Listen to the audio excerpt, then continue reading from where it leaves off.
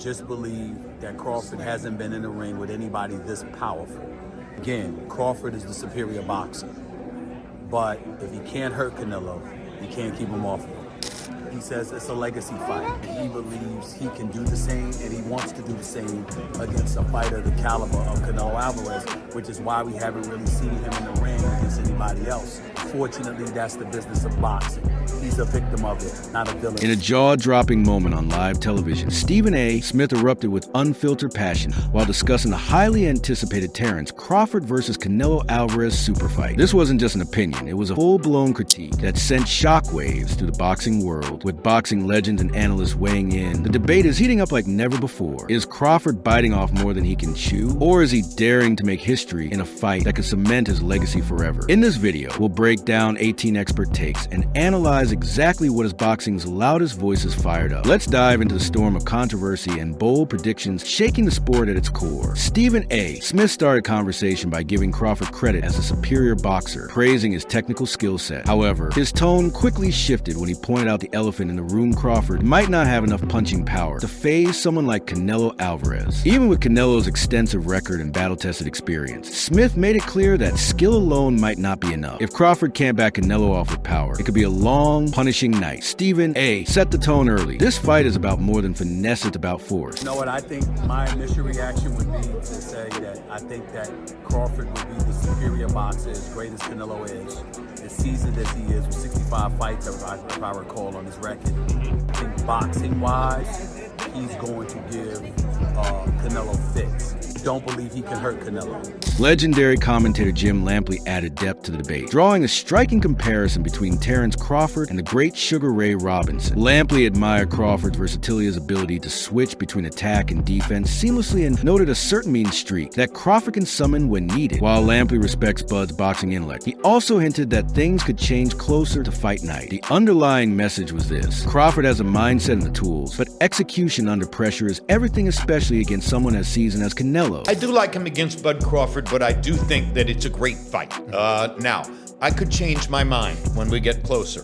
Bud Crawford, to me, is a latter-day Sugar Ray Robinson. Stephen A. Smith circled back to his key concern: Crawford's lack of experience against someone with Canelo's power. Even if Crawford has better footwork, defense, and IQ, none of it matters if he can't keep Canelo honest. Smith argued that Canelo, walking down opponents and absorbing punches, will eventually close the gap and make Crawford pay. The problem isn't just about skills, it's about survival. If Crawford can't sting Canelo, he can't stop the freight train coming his way, and that's where Stephen's doubts explode into warning sirens. I just believe that Crawford hasn't been in the ring with anybody this powerful. Again, Crawford is the superior boxer. But if he can't hurt Canelo, he can't keep him off of him. Jim Lampley brought Errol Spence into the mix, recounting how many in the media, including himself, originally picked Spence over Crawford. He highlighted how Bud proved everyone wrong by dismantling Spence and displaying superior depth. Lampley subtly warned that doubting Crawford has historically been a mistake. While Canelo is not Spence, this point served as a reminder. Writing off Crawford based on surface-level assumptions may not end well. Lampley's words injected balance into the debate, reminding viewers that Crawford has a history of flipping narratives in dramatic fashion. Against, help me out here. Madrimov was his last fight. Spence? Spence. Yes. Before the fight against Errol Spence, there were quite a lot of people in the sport, in boxing media, who were saying, you know, I like Spence to win the fight. I was one of those people who said, no way. Errol Spence doesn't have the depth and the intellectual understanding of prize fighting. Stephen A. emphasized how Crawford is a victim of boxing politics. Despite being one of the most gifted fighters of this generation, he's been denied the chance to regularly face elite-level opponents. That's why this Canelo bout is his legacy fight, a once-in-a-lifetime opportunity to prove his greatness on the grandest stage. Smith made it clear, Crawford isn't ducking anyone. He's been locked out of the big fights. This clash isn't just about titles or money, it's about legacy, redemption, and shaking off the frustration of an unfair boxing business. He says it's a legacy fight. He believes he can do the same, and he wants to do the same against a fighter the caliber of Canelo Alvarez, which is why we haven't really seen him in the ring against anybody else. Unfortunately, that's the business of boxing. He's a victim of it, not a villain. Lampley deepened the stakes by focusing on the intellectual mastery both fighters bring into the ring. He described the matchup as a battle between two of boxing's sharpest minds, true professionals who breathe strategy and precision. According to Lampley, the fight isn't just physical, it's a cerebral chess match with fists. That perspective reframes the bout from brute strength to high-level planning. It's not just about power versus skill. It's about how each man reads, adapts, and executes under fire a test of mental toughness, as much as physical talent. Terence Crawford, who is the great professional of his era, along with Canelo Alvarez. That's why that's such a great fight. They are the two living, practicing ultra professionals in the sport. They know it inside out. And one way or another, it's going to be a spectacular intellectual matchup of two great ring strategists. Can't wait to see it. Neither can I. September is going to be quite the event. Jim? Stephen A. didn't hold back, making it clear he hates his matchup not because it's boring, but because it's dangerous. He firmly believes Crawford is a top pound-for-pound fighter on the planet, but argued that weight matters too much in this scenario. Canelo walks around heavier, fights at 168, and has spent years building power at that level. For Crawford, jumping up in weight could be disastrous. This wasn't a jab at Bud's talent. It was a heartfelt warning from someone who sees greatness but fears for its limit. I hate it. I don't like it one bit. I think that Crawford is the best pound-for-pound fighter on the planet. I think that Canelo is one of those folks.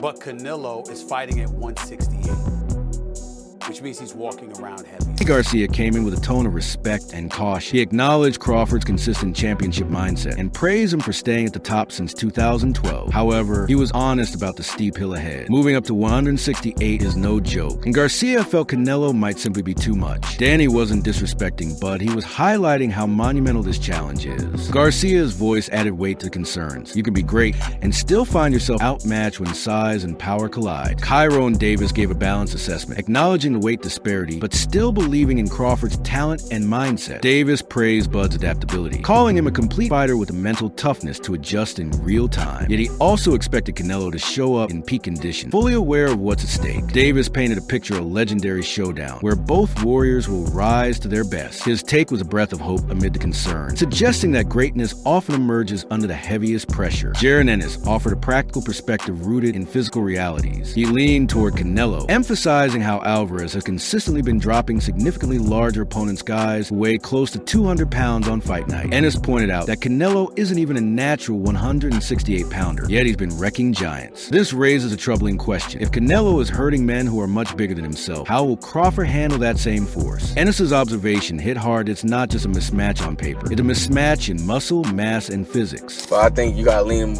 more towards Canelo, because like I said before, he been putting big guys out and down, and Canelo not even really a 68-pounder. He probably really should be at 60 maybe, and he been hurting these guys. I think he be dropping these guys and things like that. So, and them guys be way bigger than him come fight night. I know that for sure. They be probably close to 200 pounds, and he dropping those guys like that. So I don't know, it's going to be a great fight, Tyrone Davis returned with a powerful insight into Crawford's hunger. He acknowledged that Crawford isn't just chasing a win, he's chasing greatness. By daring to fight Canelo, Crawford is testing himself in a way few champions ever do. Davis noted that should Bud win, the entire GOAT conversation shifts. It wouldn't just be a victory, it would be an undeniable claim to historic status. Davis's tone celebrated Crawford's courage, even as it reminded us of the staggering stakes. If legacy is a goal, this is a defining chapter. Ennis took the discussion towards strategy, suggesting Crawford should take a tune-up fight at middleweight first. His logic was sound. Get the body acclimated to bigger opposition, feel the weight, feel the punch resistance, and make adjustments. Jumping straight to 168 without a gradual transition could leave Crawford exposed. Ennis was advocating for smart preparation, treating the Canelo fight like an Everest climb, not a quick sprint. His advice echoed through the room. This isn't a fight to rush. It's one to prepare for like war. The fans want to see it, so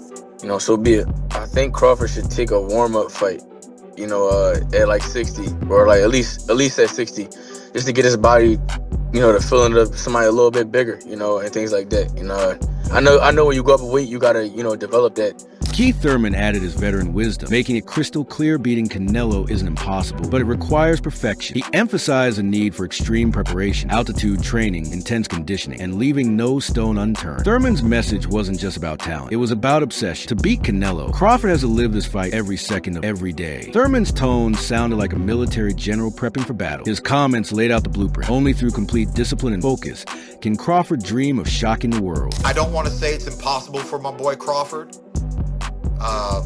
but it's one of those things where if he really wants to win against Canelo, he's going to need to do everything, you know? You're going to need to run uphill. You're going to need to train in high altitude. You're going to need to do every little thing that gives you that, you know, athletic edge. In a deeply reflective moment, Ennis talked about the mental side of the fight. He stressed that Crawford must visualize victory, anticipate Canelo's counters, and set traps of his own. This isn't a fight you just react to, it's a chess match where the winner thinks 3 moves ahead. Ennis acknowledged that beating Canelo is about planning, precision, and patience. The fight isn't won just in the ring. It's won in training, in meditation, in visualization. Ennis's comment revealed that boxing is as much spiritual as it's physical. That power and not develop the power, but like put that muscle on and be heavy and things like that. So he might not want to take a fight because he's trying to build up right now, but I think he should, just to stay sharp and that way he don't have like a long layoff or anything like that. Ennis struck a respectful tone, acknowledging that regardless of the outcome, both Canelo and Crawford are legends. He spoke to the rare status both fighters hold in boxing, a status earned through years of dominance and grit. This wasn't just about who wins or loses. It's about the kind of greatness that transcends a single bout. Ennis believed that the sport benefits either way, because both men are examples of championship level class. The subtext? No matter what happens, boxing fans are about to witness history.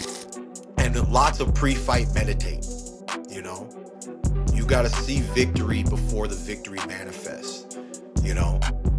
Whether I'm going to set the trap, he's going to want to counter me, and so I'm going to counter his counter. I don't want to say it's impossible for my boy Crawford, but it's one of those things where it needs to be planned out, trained out, and methodically, you know, delivered. Finally, Ennis closed with perspective few had voiced. If Crawford beats his version Canelo, it might surpass even what Floyd Mayweather did. Floyd be a younger, greener Canelo. But if Bud wins, he's taking down the prime, seasoned, heavyweight walking Canelo the version hardened by wars and victories. Ennis's statement wasn't just admiration, it was a recalibration of history. A win here wouldn't just put Bud in the GOAT conversation, it might end the conversation altogether. That's how big this moment could be. You're gonna go home a winner. You've done great things in boxing, Crawford, that is, Canelo too. They both get to be winners at the end of the day. They both get to be legends at the end of the day. What began as a passionate eruption from Stephen A. Smith turned into one of the most insightful debates the boxing world has seen in recent years. Experts like Jim Lampley, Danny Garcia, Kyron Davis, Jaron Ennis, and Keith Thurman gave their brutally honest takes, and the verdict remains split. Terence Crawford is a generational genius, a technician with heart, but Canelo Alvarez is a power-packed puzzle that may be too dangerous to solve. One thing's for sure, if this fight happens, it won't just determine a winner, it will reshape boxing history. Crawford versus Canelo isn't just a matchup, it's a moment. If you're passionate about the sweet science, then Box Hub is your new home for boxing truth. From expert predictions to heated debates, shocking interviews, and breakdowns of the biggest fights in the world, we bring you everything you need to stay ahead of the boxing game. Don't just watch boxing, understand it, debate it, live it. So hit that subscribe button, smash the like if you felt the energy in today's breakdown, and drop a comment telling us, do you think Terence Crawford can shock the world and defeat Canelo Alvarez? Or is Canelo just too much for Bud? This is Box Hub, where boxing meets brilliance. Stay tuned, champs.